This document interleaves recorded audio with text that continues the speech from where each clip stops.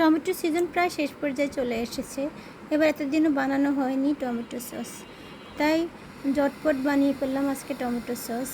আমি এখানে প্রায় 2 কেজির মতো টমেটো ছোটো ছোটো পিস করে কেটে নিয়েছি। আদা এবং রসুন দিয়ে দিলাম একটু পেঁয়াজ, একটা বোম্বাই মরিচ দিলাম একটু ঝাল ও ফ্লেভার হওয়ার জন্য, কয়েক টুকরো লবঙ্গ এবং দারুচিনি দিয়ে দিলাম একটু পানি।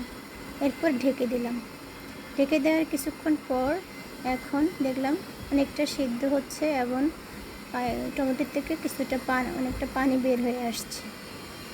এরপর কিছুক্ষণ নেড়ে চেড়ে আবার একটু ঢেকে দিলাম। আবার কিছুক্ষণ পর উল্টে দেখলাম টমেটোটা প্রায় অনেকটা সিদ্ধ হয়ে আসছে। আবার একটু নেড়ে চেড়ে উল্টে পাল্টে দিলাম। টমেটো অনেকটা আমার প্রায় সিদ্ধ হয়ে এসেছে। এখন আমি আর কিছুক্ষণ জাল দিয়ে তারপর টমেটো সসটাকে নামিয়ে নিলাম।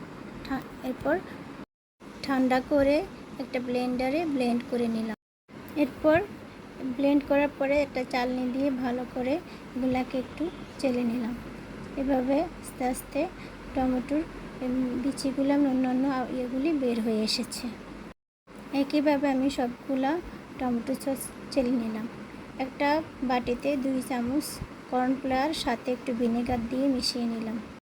এরপর সিদ্ধ করে মিশ্রণের সাথে কর্নফ্লাওয়ার ভিনেগার ঢেলে দিলাম।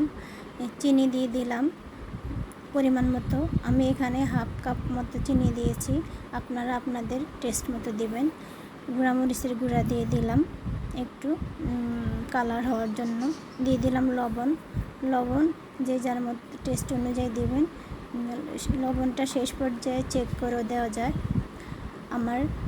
আমার টমেটো সসটা প্রায় অনেকটা হয়ে আসতেছে, দেখুন অনেকটা ঘনত্ব হয়ে আসছে। এরপর আমি নামিয়ে ঠান্ডা করে নিলাম। নিয়ে এই যে আমার হয়ে গেল টমেটো সস। দেখুন কত পারফেক্ট একটা টমেটো সস হয়েছে। এরপর আমি এগুলাকে বিভিন্ন জারে নিয়ে নিলাম। এই টমেটো সসটা অনেক দিন ধরে সংরক্ষণ করে রাখা যাবে, তবে ডিপে রাখতে হবে। যেহেতু আমি কোনো মেডিসিন ইউজ করি নাই, তার নর্মালে বেশি দিন ভালো থাকবে না, ডিপে রেখে অনেক দিন ধরে খাওয়া যাবে। আমার রেসিপিটি ভালো লাগলে পোস্টে লাইক কমেন্টস করবেন এবং সাপোর্ট করে পাশে থাকবেন ইনশাআল্লাহ।